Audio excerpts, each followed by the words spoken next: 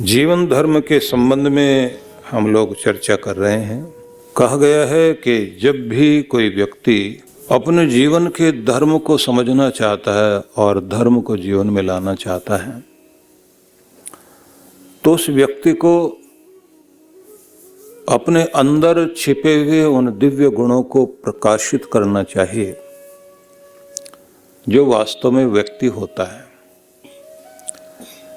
देखा जाए तो प्रत्येक व्यक्ति के अंदर भगवान ने कुछ ऐसी चीजें दी हैं जो स्वाभाविक रूप से उसके पास हैं, लेकिन समय का, संसार का प्रभाव आने के कारण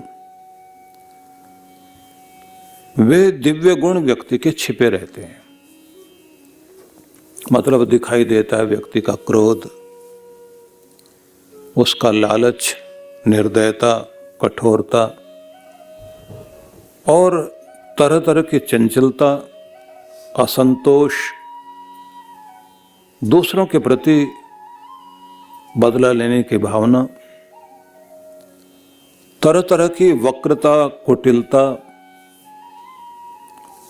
और अपने आप को ऐसा बनाकर व्यक्ति चल रहा होता है, किसी नियंत्रण को नहीं मानता। ये जो चीजें दिखाई दे रही होती हैं ये व्यक्ति की वास्तविक चीजें नहीं हैं। मतलब ये हम वास्तव में इस तरह के नहीं हैं। हम कैसे हैं अगर इसको पहचानना है तो निज गुण, निज धर्म, निज स्वरूप को पहचानने की चेष्टा कीजिए। वह चीज होती है जिसमें आपको 24 घंटे रखा जाए और उस स्थिति में आप ऊबे नहीं। जैसे आप उदास रहना, निराश रहना ये आपका स्वभाव नहीं है, और इसमें आपकी जिंदगी रखी जाए तो आप कितने व्याकुल हो जाते हैं, बेचैन हो जाते हैं। उस स्थिति में जिया नहीं जाता। लेकिन आशा में, उत्साह में व्यक्ति को रखा जाए तो ये आपकी जिंदगी को बढ़ाती है। मुस्कान में रखा जाए तो आपके क्षणों का पता नहीं लगेगा आपको। जब आपके जीवन में आशा है, होप है, और जब आपके पास प्रसन्नता है तो आप देखेंगे 24 घंटे आप उसमें प्रसन्न रहते रहते, आनंदित रहते रहते आपको समय का पता नहीं लगेगा। तो वो आपका वास्तविक स्वभाव है जिसमें जीने में आसानी होती है और जो आपको अंदर से इतना प्रफुल्लित कर दे कि आप उसमें टिके रहना पसंद करते हो। आदमी क्या चाहता है? मुझे संतुष्टि चाहिए, मैं बिल्कुल संतुष्ट होकर रहना चाहता हूं। संतुष्ट कब होगा? जब उसके पास ये लगे कि जो है पर्याप्त है, जो भी प्राप्त है वो पर्याप्त है, जितना मेरे पास है वो पर्याप्त है, इससे अधिक और क्या चाहिए? मैं बड़ा संतुष्ट हूं। लाइफ से सेटिस्फाई हो जाए व्यक्ति। सेटिस्फाई होने के लिए, संतुष्ट होने के लिए व्यक्ति के अंदर वो गुण आ जाए कि बस सब है, क्या नहीं है मेरे पास। अब कहीं और दौड़ने भागने की जरूरत नहीं, सब है तो सही। तो ये आपके अंदर स्थिरता लाती है चीज, और इसमें आप टिके रहना पसंद करेंगे। असंतोष में आप नहीं टिक सकते। ये आपका संतुष्टि आपका निज स्वभाव है। तो ये आपकी जो वास्तविक चीजें हैं उनमें आपको अपने आप को टिकाना है। ये ध्यान रख लीजिए कि प्रेम आपका वह गुण है जिसमें आपको रखा जाए तो पूरी जिंदगी बीत जाए, आप उसमें ऊबेंगे नहीं। आप ये नहीं कहेंगे कि बहुत प्रेम का वातावरण चल रहा है तो चलो दुखी होने का वातावरण बनाते हैं। बहुत खुश हो लिए, चलो अब जो है रोते हैं जाकर। कोई भी आदमी उस तरफ नहीं जाना चाहेगा। जो आपका वास्तविक रूप है उसमें टिके रहना और उसमें आपको खींचकर लेकर आना, यही गुरुजनों का कार्य होता है, ये धर्म का कार्य, यही जीवन धर्म है। इस जीवन धर्म में आपको पहुंचना है। शांति आपका निज धर्म है, इसमें आप टिकिए। तो आप देखिए ना, समय बीतते हुए, जीवन जीते हुए कितना अच्छा लगेगा कि बड़ी शांति जीवन में, मन में शांति है, घर में शांति है, कार्य में शांति है, व्यवहार में शांति है, लेन देन में शांति है, काम धंधा सब शांति से चल रहा है। तो आप क्या कहेंगे? बहुत खुश हूं, सुख है, शांति है, प्रसन्नता है, प्रेम है, प्यार है, तसल्ली है जीवन में, और क्या चाहिए? जितना दिया भगवान ने, बहुत कृपा है उसकी। तो ये आपका निज स्वभाव है। और जब आप कहते हैं जो है बहुत थोड़ा है, मैं बड़ा दुखी, संतोष बिल्कुल नहीं है, क्या करें, बेचैनी बहुत बनी हुई है, ये कैसे होगा, वो कैसे होगा, तब आप कहेंगे बहुत दुखी। जब शांति नहीं तो जीना मुश्किल, जब उदासी चल रही तो जीना मुश्किल, जब जीवन में घृणा, नफरत और बैर का वातावरण है तो जीना मुश्किल। और जीना कब आसान?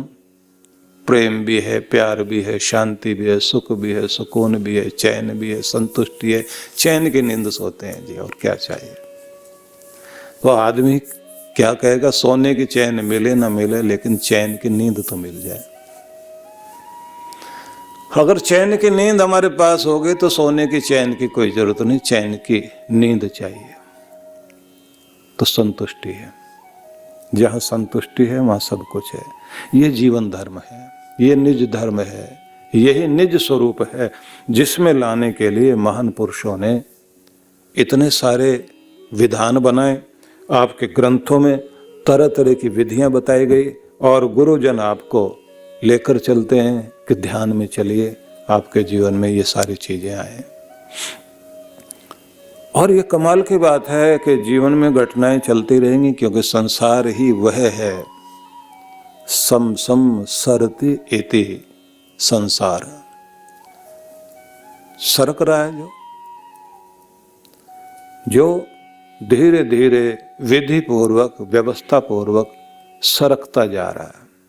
गच्छति इति जगत, जो चल रहा है उसे जगत कहा जाता है। मतलब जिसमें हर समय गति है, जिसमें हर समय परिवर्तन है, जिसमें हर समय बदलाव हो रहा है, वही है दुनिया।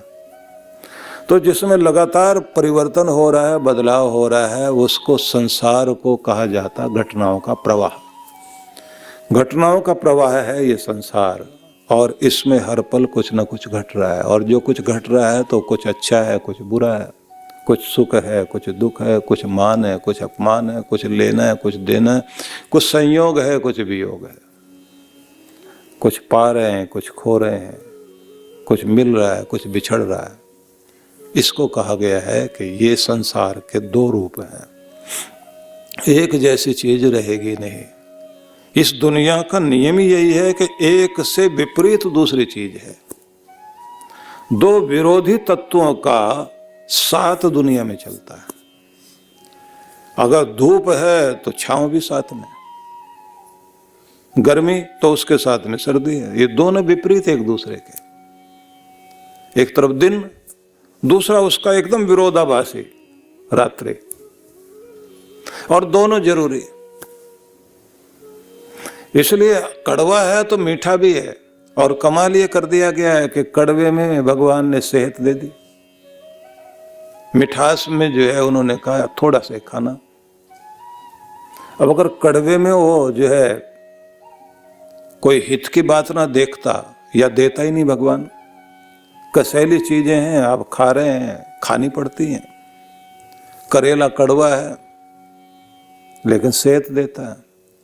मेथी भी देखा जाए तो मेथी की सब्जी बनेगी तो कड़वी लगती है, लेकिन फिर भी खानी पड़ती है, उसका तरीका अपनाना पड़ता है।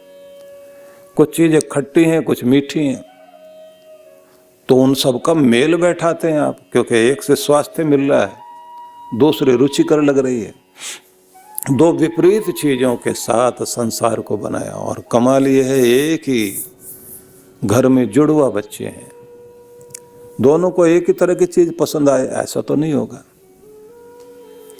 दोनों अपने अपनी डाइनिंग टेबल पर बैठे हुए हैं, एक कहता ये सब्जी क्यों बनाई, दूसरा कहता मेरी पसंद की सब्जी बनी, मैं तो बहुत खुश हूं। एक जैसे कपड़े लेकर के माँ आ गई दोनों बच्चों के लिए, एक कहता है कि इसको उठा के फेंको, मैंने तो पहनना नहीं है, ये कोई कलर है। दूसरा कहता कलर तो बस यही है, हमको तो यही अच्छा लगता है। तो आप समझ सकते हैं कि रुचियां अलग, व्यवस्थाएं अलग, संसार दो भागों में बटा हुआ है, अनुकूल प्रतिकूल, दो किनारों के बीच जिंदगी बह रही है और दोनों चीजें एक दूसरे से विपरीत हैं। इस किनारे से लगता है वो किनारा ज्यादा अच्छा है, वहां जाने के बाद आदमी कहता नहीं पहले वाला ही ठीक था। जहां व्यक्ति होता है वहां से उसको दूर वाली चीजें अच्छी लग रही होती हैं, तो वहां वो दौड़ के जाता है, तो उसके बाद वो लौट के आता है कि नहीं गलती हो गई। इसलिए इस संसार को भगवान ने बनाया ही इसी तरह का है कि दो विपरीत धाराओं के साथ में जीवन को जोड़ा गया है और इन दोनों के बीच में अगर शांति है, संतुलन है, क्योंकि संतुलन बनाओगे आप तो ही आपका जीवन ठीक चलेगा। इसको भगवान कृष्ण कहते हैं समत्वम योग उच्यते। संतुलन और समता, इसका नाम योग है। तुम्हें अगर जीवन में ये संतुलन बनाना आ जाए बस, तो फिर तुम सुखी हो, और अगर संतुलन नहीं बनाना आया तो तुम दुखी हो, क्योंकि सबके साथ मेल बैठाना पड़ता है। इसलिए जो कुछ कहा गया आइए हम उन पर विचार करें। जो बिंदु, जो पॉइंट्स हमारे पवित्र ग्रंथों में देते हुए ये कहा गया कि सुनो, ये जीवन का धर्म है। सत्यम दमस्तपः शौचम संतोषो ह्रीः क्षमार्जवम ज्ञानम दमो दया ध्यानम में धर्म सनातन। सनातन धर्म, सनातन परंपराएं, शाश्वत धर्म क्या है जीवन का? एक सत्यम, कृत्रिमता से, बनावट से बचकर चलिए, जीवन की वास्तविकता के साथ संबंध जोड़िए। ध्यान रख लीजिए, जीवन दिया गया है तो बहुत कीमती है। इस मूल्यवान जीवन की मूल्यता को, मूल्यवान जीवन है तो इसकी कीमत को दूसरा कोई नहीं समझेगा, आपको खुद अपने जीवन का महत्व समझना है। इसलिए ये ध्यान रखना है कि अपने आप को कीमती बनाए रखने के लिए सावधानी बरतनी है।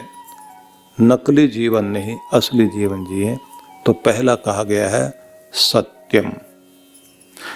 दूसरा कहा गया कि ये सत्य धर्म है, तो दूसरा धर्म का विशेष रूप माना गया है कि एक दिव्य गुण और है, स्वयं पर नियंत्रण करना।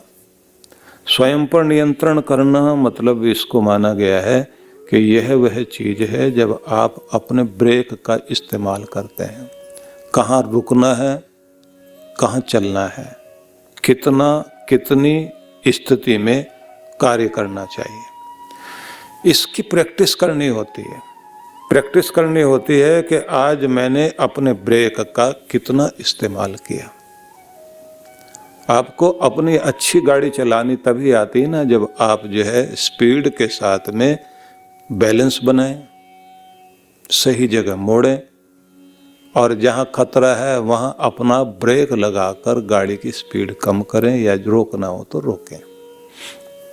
तो जैसे गाड़ी चलाते समय आपको ध्यान रखना है कि गति देने में मजा तो बहुत आता है, लेकिन जितनी ज्यादा गति उतना ही ज्यादा संतुलन चाहिए। जितना तेजी से दौड़ रहे हो उतना ही संतुलन भी बनाओ, और संतुलन बनाने के लिए जरूरी है ब्रेक लगाना भी सीखो। जब संतुलन बिगड़ने लगता है तो आदमी, स्पीड ज़्यादा बढ़ रही होती है, ब्रेक लगाकर अपने को रोकना होता है, तो संतुलन बहुत जल्दी बिगड़ जाता है। और संतुलन बिगड़ने लग जाए तो फिर आदमी को सावधानी अपनाने के लिए विवेक का इस्तेमाल करना चाहिए। विवेक ही जो है, अक्ल ही, समझदारी ही आपको रोकती है। अधिक गुस्सा नहीं, अधिक बोलना नहीं। आराम करने के लिए आलस्य आता है, आलस्य आपको नींद की तरफ लेकर जाता है, लेकिन उतना जितने से विश्राम मिलता हो, इससे आगे आलस्य कर रहे हैं तो फिर आलस्य से बढ़कर दुश्मन कोई नहीं, और लापरवाही से बढ़कर के खतरनाक चीज कोई नहीं, जहर का काम करती है। लापरवाही को तो कोई भी आदमी अपनी जिंदगी में ये मानकर चले कि इससे बड़ी राक्षसी कोई है ही नहीं। जो आदमी लापरवाह है, समझ लीजिए कि केयरलेस आदमी अपने जीवन में कभी आगे नहीं बढ़ सकता और बहुत कुछ खो बैठता है। थोड़ा सा आलस्य, थोड़ी सी लापरवाही से आप अपनी हर दिन की आदतें खराब कर लेते हैं। बहुत कोशिश करें कि सैर करेंगे, व्यायाम करेंगे, प्राणायाम करेंगे, चलो आज छोड़ते हैं, कल कर लेंगे। कल से तो पक्का। जिन लोगों ने हमेशा ये कहा कि कल से पक्का, तो उन लोगों का कोई पक्का नहीं होता। कल से मतलब पूर्ण कच्चा, पूरा कच्चा ही कच्चा, क्योंकि जो कल की बात करता है वो आदमी कभी नहीं कर पाता। जिसने अपने मन में ठान लिया कि अब शुरुआत करनी है, तो लापरवाही को जीता, आलस्य को जीता, वो आदमी आगे बढ़ेगा। और जिस आदमी ने अपने आलस्य को नहीं जीता और अपनी लापरवाही को नहीं जीता, वो आदमी कभी तरक्की नहीं कर सकता, ऊपर उठ नहीं सकता, आगे बढ़ नहीं सकता। ऐसे लोग जो है लॉटरी के सपने देखते रहते हैं कि कोई आएगा, लॉटरी लग जाएगी, बात बन जाएगी। और अगर संयोग से लग भी गई लॉटरी, तो ये बात ध्यान रख लेना, मिला हुआ धन भी टिकेगा नहीं, क्योंकि वो जिसका है उसके पास लौट जाएगा। मतलब ये है कि भगवान ने ये कहा कि मैंने दे तो दिया तुम्हें, पर अगर तू लायक है तो तेरे हाथों में संभलेगा, और नालायक है तो तेरे हाथ से चला जाएगा। इसलिए परमात्मा की विभूतियों को संभालना भी आना चाहिए। वो सुरक्षित हाथों में ही आती। अच्छे से अच्छी जगह आकर के भी लोग जो है उस जगह को खो बैठते हैं, ऊंचे स्थान पर पहुंचकर भी वहां टिक नहीं पाते। अच्छे घर में जन्म लेने के बाद भी अच्छे कुल वाला बन पाना और कुलीन बन पाना, दिव्य गुणों को जोड़ पाना, दिव्यता अपने जीवन में बना पाना आसान बात नहीं। ज़्यादातर लोग जो है कुलीन होकर के भी वो इतने नीचे गिर जाते हैं कि उससे तो अच्छा जिन बेचारों को कुल और वंश का भी पता नहीं है वो ज़्यादा अच्छे, कम से कम उनके संस्कार तो अच्छे हैं।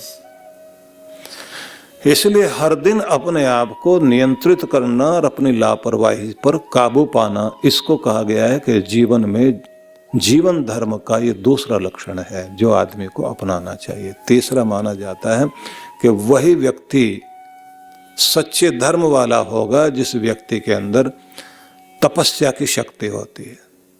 तपस्या का बल जिस आदमी के अंदर होगा, जीवन में दिव्य गुण टिकते उसी के हैं। समझ लीजिए कि जिन लोगों ने भी जीवन में कुछ बड़ा पाया है, उनकी तपस्या कितनी बड़ी रही है। बिना तप के किसी भी भवन की ईंटों में आप देखते हैं, ईंटें कच्ची नहीं होती, पक्की होती हैं, तभी उसकी नींव भी मजबूत होती है, भवन भी मजबूत होता है। ईंटों को पका लेना, उनको मजबूत करना होता है। कच्ची ईंटें जो हैं, जब मिट्टी से बनाई जाती है, उनसे कोई चीज़ बना भी दी जाए, दीवारें बना दी जाए, तो वो ज़्यादा समय तक टिकती नहीं है। आग में तपाइए उसी ईंट को और पका कर लेकर आइए। वो जो आग में तपाना है वो मजबूत करना है। आग तपाने का मतलब हो गया जीवन में ऐसे ही खुद को तपाओ तपस्या के द्वारा, जिससे आप मजबूत बन सकें, हजारों सालों तक आपका नाम टिक सके, खुद भी मजबूत हो सके। इसलिए ये बात ध्यान रख लीजिए कि तपस्या से ही किसी भी व्यक्ति की जिंदगी में शक्ति आती है। और तप करने वाले लोग जो ना आलसी होते और ना लापरवाह होते, नियम उनके पक्के होते हैं। उनके वो घड़ी देखकर नहीं चलते, घड़ियां उनके अनुसार चलती हैं। वो वक्त देखकर नहीं चलते, उनके अनुसार वक्त चल रहा होता है, क्योंकि उन लोगों को ये गुण आता है कि किस तरह से समय के साथ चलना है। वो अपने जीवन में सूरज को उगाते हैं। तप करने वाले लोग जो ना आलसी होते और ना लापरवाह होते, नियम उनके पक्के होते हैं। उनके वो घड़ी देखकर नहीं चलते, घड़ियां उनके अनुसार चलती हैं। वो वक्त देखकर नहीं चलते, उनके अनुसार वक्त चल रहा होता है, क्योंकि उन लोगों को ये गुण आता है कि किस तरह से समय के साथ चलना है। वो अपने जीवन में सूरज को उगाते हैं। मतलब ये है कि जैसे वो उठे कार्य में लगे हुए हैं, तो सूरज आने से पहले ही जो अपने सारे कार्य पूरे कर रहे हैं। इसलिए कहते हैं कि हर व्यक्ति को तपस्वी हो करके ही खुद को मूल्यवान बनाने की शक्ति भगवान देता है, बिना तप के वो नहीं देता। सारे महान पुरुषों के जीवन की एक ही बात दिखाई देती है कि वो तपस्वी लोग थे। और इन तपों में जो है अलग अलग तरह के तप हैं। तो कुछ तप तो वो है जो प्रतिकूल स्थिति में भी अनुकूल जैसा मन बनाकर रहते हैं। तो एक कर्षण तप है, जिसमें एक अर्जन तप है, अर्जित करना।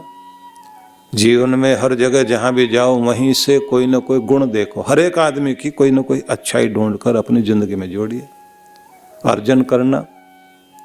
और कर्षण मतलब जो है जैसे खेती करते हैं ना, तो उसमें जो है आप कृषि में कर्षण कार्य चलता है, उसमें खुदाई करनी होती है। तो ऐसे स्वयं को भी खुदाई करें कि तुमने ये क्या सीख लिया, इतना आराम चाहिए मुझे, ऐसे अनुकूलता चाहिए, ऐसा वातावरण हो तो मैं रहूं। तो ऐसे लोग जीवन में कुछ नहीं बन पाते। तो वो कौन बन पाते हैं? जैसा स्थान मिला वैसे में ही आनंद के साथ में रहना, प्रतिकूलता को भी अनुकूलता में बदल लेना।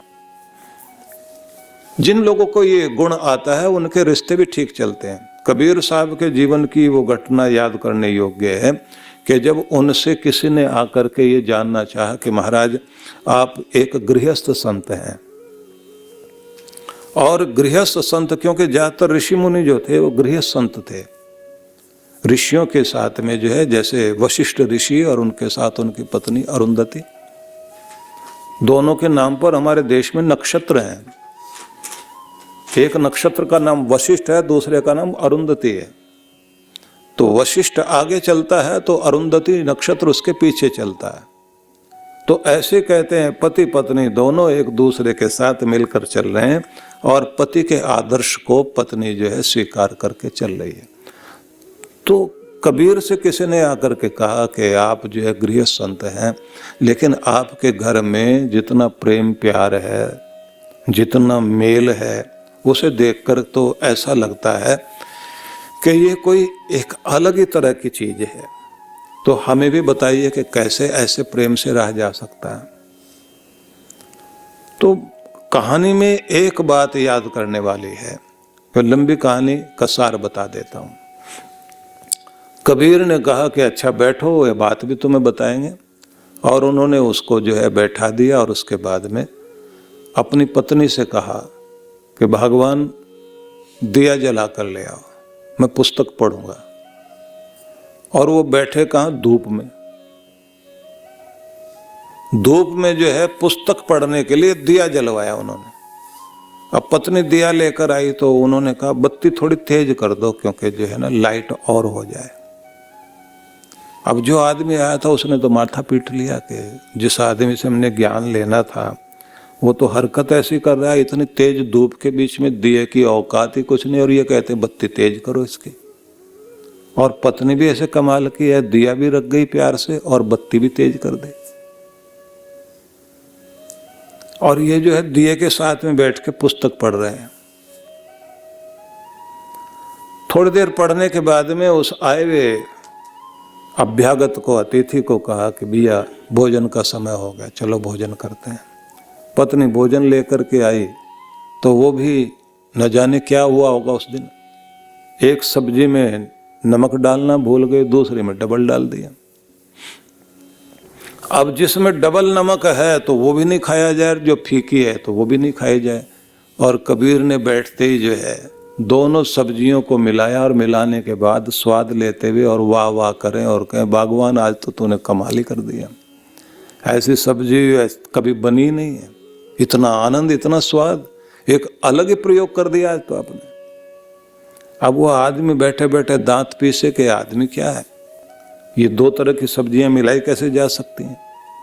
जैसे कैसे उसने जो है थोड़ा थोड़ा ज्यादा नमक वाली सब्जी के साथ चटनी की तरह रोटी लगाई और आधा छोड़ के उठाया और बोला महाराज अब आज्ञा दीजिए, ज्ञान तो फिर कभी ले लेंगे।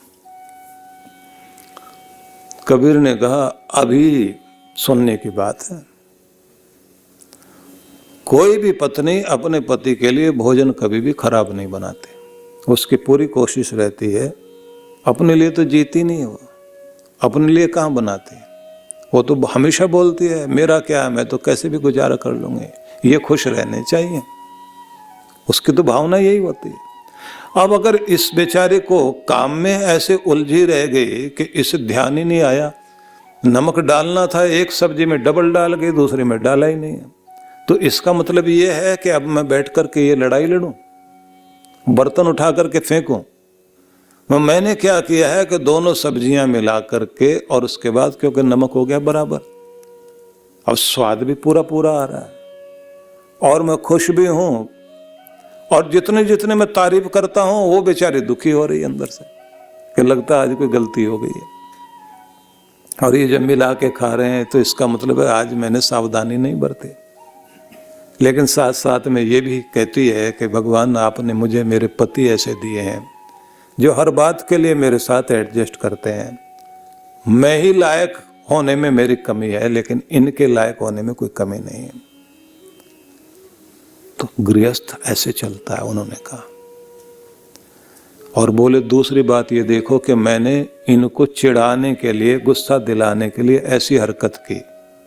कोई और होती है वो कहती है एक तो मेहमान आया हुआ, ऊपर से आप धूप में बैठे हो, दिया मांग रहे हो, दिया मांग भी लिया तो उसके बाद कहते बत्ती तेज करो। तो ऐसी कोई हरकत करनी हो तो अकेले में कर लीजिए, बाहर से आए हुए आदमी के सामने ऐसी चीजें दिखाने की जरूरत क्या है कि न जाने कितना कुछ बरसती कोई और होती है। लेकिन मेरी पत्नी की समझ में आया कि कोई प्रयोग करने जा रहे हैं, क्योंकि ज्ञानियों में भी महान ज्ञानी है ये, इनका कोई प्रयोग चल रहा है। ये किसी भी तरह से कोई भी चीज कह करके मांग रहे हैं, लेकिन ये कोई प्रयोग कर रहे हैं। तो इतने प्यार से लाई और आदर दे करके रखकर और वैसे आज्ञा मान के चले गए। मैं उसको मान देने में लगा हुआ हूं, वो मुझे मान देने में लगी हुई। मैं उसको समझता हूं, वो मुझे समझती है। बस यही तो है गृहस्थी का जीवन, कि जिसमें आदमी के जीवन में सुख आता है। यही तप है कि आप कैसी भी परिस्थिति के साथ में अपना तालमेल मिला करके अपने जीवन को आनंदित कर लें। क्योंकि दुखी होने के कारण 1000 हो सकते हैं, लेकिन सुखी होने के कारण भी लाख हो सकते हैं, अगर आपको जीना आ जाए तो। और अगर आपको जीना नहीं आता तो आप तो बात बात में माथा पीटेंगे। इसलिए कहीं अर्जन तप है, कहीं कर्षण तप है, कहीं तितिक्षा तप है, कहीं चांद्रायण तप है। अलग अलग तरह के 12 तप माने गए हैं। जब पंचाग्नि तप करते हैं तब तो ये कहा जाता है कि केवल पंचाग्नि तप वही नहीं है जब चारों तरफ से गोल घेरा लगा करके अग्नि जलाई जाती है और जेठ के तेज अग्नि बरसाते हुए महीने के अंदर दोपहर 12 बजे से लेकर 3 बजे के बीच में व्यक्ति जो है वो उस गोल घेरे के बीच बैठ करके अपने आप को शांत करता है कि उसकी गर्मी से शरीर काला पड़ जाता है, शरीर में पसीना चल रहा होता है, लेकिन उसकी त्योरियां नहीं चढ़ती। वो उस ताप को सहने के बाद भी शांति से रहता है। और ये बताया जाता है बाहर का ताप तो सह रहे हो, लेकिन उद्विग्नता अंदर भी आ रही होती है, अंदर से भी शांत हो जाओ। बाहर की उग्रता और अंदर की व्यग्रता दोनों में संतुलन बनाते हुए जब योगी बैठता है तो कहते हैं पंचाग्नि तप कर रहा है। उसके बाद कहा जाता है कि पंचाग्नि तप ये है कि 5 इंद्रियां जो व्यक्ति की हैं उनके 5 विषय हैं, उनकी भी अपनी एक आग है। उस आग में अपने आप को शांत और संतुलित रह करके इंद्रियों के अनुसार ना चले, इंद्रियों को अपने अनुसार चलाने लग जाए तो कहते हैं वो पंचाग्नि तप कर रहा है। बड़ी सारी व्याख्याएं हैं तप की। उसमें तप करना होता है कि जब आप जो है अपनी एकाग्रता को साधते हैं। जब एकाग्रता को साधते हैं तो पावर ऑफ फोकस वो एक बहुत बड़ी शक्ति बनती है। फोकस बनाए रखने के लिए उसे खत्म करना होता है जो चीज ध्यान बटाती हो। आपका ध्यान बटाने वाली बहुत सारी चीजें जो ध्यान भटकाएंगे, और व्यक्ति जो है उस ध्यान बटाने वाली चीज को उठाकर फेंक देता है, उधर से ध्यान हटा करके अपना फोकस बनाए रखता है, अपनी एकाग्रता, अपनी कंसंट्रेशन बनाए रखता है। और जैसे ही वो जितना जितना मन को केंद्रित करता है तब अंदर से वो अग्नि जलती है जो व्यक्ति को ऊंचा उठाती है। एकाग्रता बनाए रखना आसान बात नहीं है, लेकिन है बहुत आसान। मन की तो आदत है लगने की, जिसमें उसकी रुचि होती है उसी में लगता है मन। अगर आप अपने काम के प्रति प्यार करते हैं तो मन उसमें जाकर के टिकेगा। जो चीज़ आपको पसंद आने लग जाती है मन वहाँ पर खो जाएगा। और जब आप अपने आप को शाबाशी देते हैं और कहते हैं मैं बहुत अच्छा कर रहा हूँ, मेरा मन पूरी तरह टिका हुआ है, मैं आगे बढ़ रहा हूँ, मैं और आगे जा रहा हूँ, तो आपका मन उस समय साथ देता है। मन एव मनुष्याणाम कारणम बंध मोक्षयो, यही बंधन और मोक्ष का कारण बनता है, ये मुक्ति दिलवाता है। अद्भुत है मन, तो इसकी एकाग्रता को साधना ये सब तप के अंतर्गत ही माना गया है। और इसी के साथ में कहते हैं कि फोकस बनाना और क्या करना है उसको जानना, कर्म के साथ ज्ञान, क्या करना है उसको जानना ये भी जरूरी है। और जब इन दोनों का मेल हो जाए और फोकस ठीक बन जाए व्यक्ति का, तो चमत्कार घटना शुरू हो जाता है। ये सब तप से आता है। आगे फिर कहा शौचम संतोषो हुरी क्षमार्जवम, कि यही तुम्हारे जीवन का जीवन धर्म है कि इसके बाद कोशिश करो कि तुम्हारी पवित्रता बनी रहे। बोलने में पवित्रता, वाणी की पवित्रता, लेन देन की पवित्रता। और कहा जाता है सबसे बड़ी पवित्रता जो मानी जाती है व्यक्ति की अर्थ सूची मानी जाती है। अर्थ सूची जो है, अर्थ की पवित्रता, रुपए पैसे में पवित्रता। आदमी को देखा गया है कि जब तक उसे अधिकार नहीं मिलते, किसी बड़े पद पर नहीं पहुंचता, तब तक उसकी ईमानदारी सच्चाई बड़ी दिखाई देती है। तो आप समझ सकते हैं कि पवित्रता बनाए रखना आसान बात नहीं है। हर दिन पवित्र करना पड़ता है अपने आप को। हर दिन अपना स्नान करने के साथ तन की पवित्रता, हर दिन घर की सफाई करके घर की पवित्रता, वस्त्रों को धो करके वस्त्रों की पवित्रता।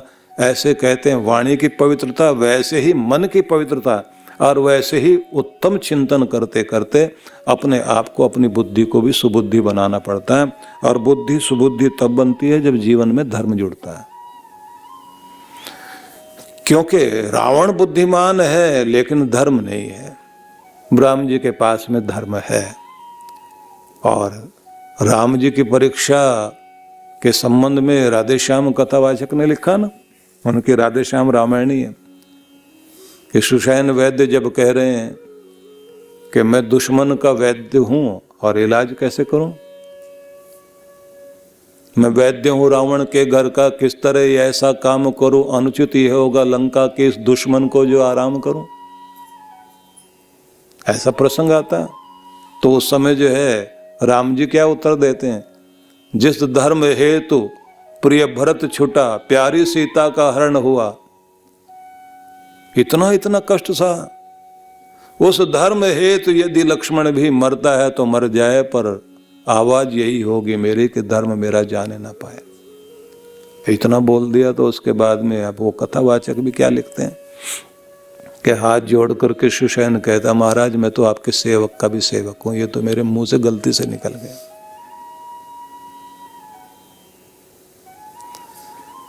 धर्म का पालन करने के लिए, आज्ञा पालन करने के लिए, जैसे माता पिता को छोड़कर उनके राज्य को, राजगद्दी को, अपने सब भवन भुवन सबको छोड़ करके राम जी वन में आ गए।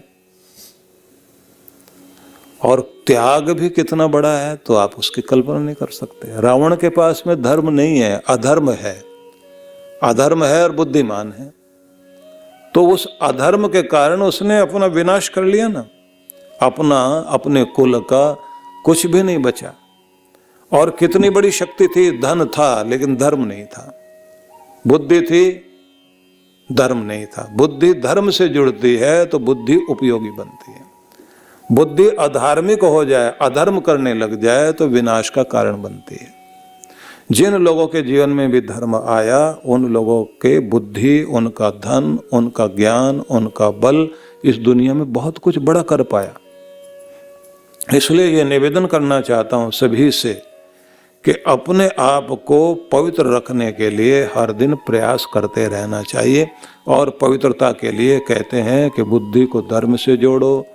मन के अंदर पवित्रता लाने के लिए प्रत्येक व्यक्ति को हर दिन सत्संग, सद्ज्ञान और सद्वचन के द्वारा अपने विचारों की शुद्धि करनी चाहिए और अंदर जो अशुद्ध विचार हैं उनको बाहर निकालना चाहिए। अगला शब्द कहा गया संतोषो, कि ये धर्म है, जीवन का धर्म है, व्यक्ति को संतुष्ट भी होना चाहिए। संतुष्ट होने का मतलब ये है जो मिला, जितना मिला, जैसा मिला, जहां से मिला, जिस भी रूप में मिला, परमात्मा के दिए हुए को, पाए हुए को पर्याप्त मान करके धन्यवाद करने के लिए व्यक्ति तैयार रहे। संतुष्टः सततम योगी यत्तात्मा दृढ़ निश्चय, भगवान श्री कृष्ण ने ये कहा है। सतत संतुष्टि जीवन के लिए आवश्यक है, और जहाँ ये संतुष्टि नहीं होती है वहीं पर समस्या खड़ी हो जाती है।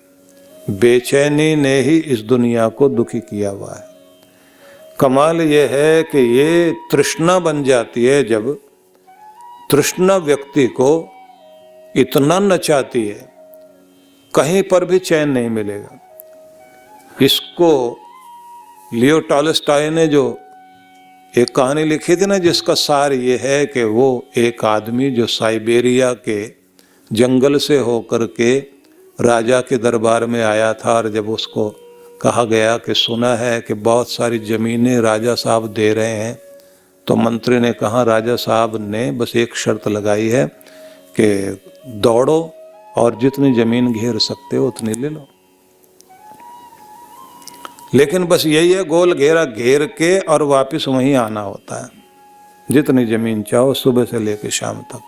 तो अपना खाना पानी सब लेके दौड़ा आदमी, और जब दौड़ रहा था उसने सोचा खाना पीना तो बाद में हो जाएगा, आज ज़मीन घेर लीजिए, ज़मीन हाथ में आ जाए।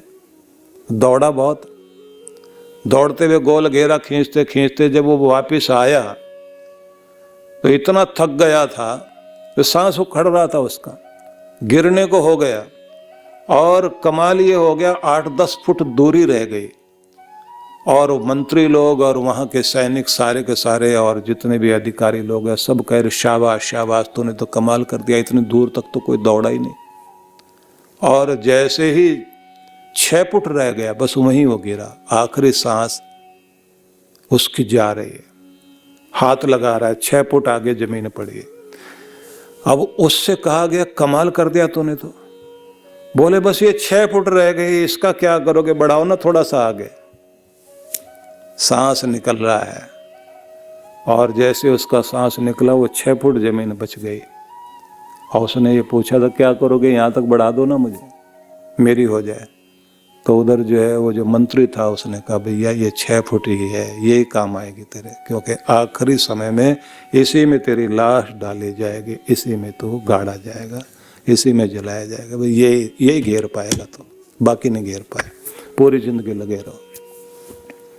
दौड़ता है आदमी गोल घेरा खींचते खींचते, ये हो जाए मेरा, ये हो जाए मेरा। बस वो जो 6 फुट आगे रहती है ना, यही नहीं मैं घेर पाया, वो आखिर में घेरता है पूरी जिंदगी जितनी भी। और कमाल की बात यह है कि इस पूरी दुनिया में न तो व्यक्ति न वस्तु कोई भी साथ नहीं जाते, सारे व्यक्ति यहीं छूटेंगे और सारी वस्तुएं यहीं छूटेंगे। इसलिए कहा गया कि जीवन के धर्म को समझें।